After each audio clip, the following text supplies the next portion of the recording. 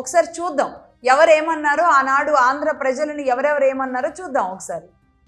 అమ్మాయి ఎక్కడికైతే ఎవరితో ఎవరుతుండు ఎవరిని ఎవరు తాగుతుండు నేను ఓటమి ఎక్కబట్టే మేము వచ్చే నాకు అర్థం కాదు. 300 ఏళ్ళ నుంచే మాది బిర్యానీ షేర్వాణి కుర్బానీ. కేసీఆర్ గారు మా ఉన్నసారి టేస్ట్ వెళ్తాను అనుకున్నాడు. ఇందులో మాకెందుకు 20 మా గారు ఎట్లా పెడతామని నేను నిజమే కదా. నేను నవ్వటం చెప్తున్నా మనం అందరం పల్లెటూళ్ళకి వచ్చిన ఎట్లా పెట్టాం మనం అట్లాంటి నేను పశువులు పెట్టినమాట ఎన్నో వాళ్ళు తీసుకో నేను ఏం చెప్పాలి. నువ్వు ఉద్యోగంలో పోతున్నా ఎన్నో వివాహం తీసుకో నేను చెప్పాలి.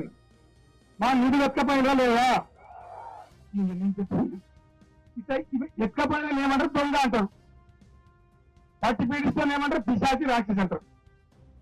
మమ్మల్ని పట్టి పీడిస్తారు 50 ఏళ్ళు కూడా. ఇది సరిగ్గా 13 ఏళ్ల క్రితం కేసీఆర్ గారు అన్న మాటలు ఏంటి?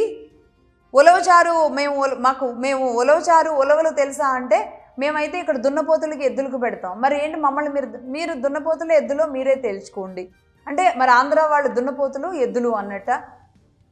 ఇక దీనికి మేము అల్లుకుపోవాలన్నమాట. అలాగే మొత్తం అందరూ ఎత్తుకుపోయేటోడే మా నిధులు తీసుకువెళ్ళిపోయారు. పిశాచుల్లాగా రాక్షసుల్లాగా పడ్డారు, దెయ్యాల్లాగా పడ్డారు. దెయ్యం దిగేదాకా కొడతాం. ఇజ్జత్ ఉంటే పౌరుషం ఉంటే బిడ్డా తేల్చుకుంటాం, బిడ్డా కాలు దూతాం, బిడ్డా ఇజ్జేస్తాం. ఎవరినన్నారు?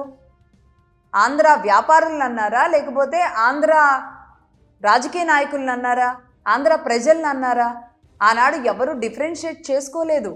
ఉద్యమ బాధతో తెలంగాణ కాంక్షతో తెలంగాణ వస్తే దీన్ని ఇంకా డెవలప్ చేసుకుంటామన్న కోరికతో ఆనాడు కేసీఆర్ గారు అన్నారు అని సర్ది చెప్పుకున్నారే కానీ కేసీఆర్ గారిని ఎవరు ఆంధ్ర ప్రజలు బూచిగా చూడలేదు. ఆయన మీద ఆంధ్రప్రదేశ్లో చాలా రెస్పెక్ట్ ఉంటుంది నిజానికి.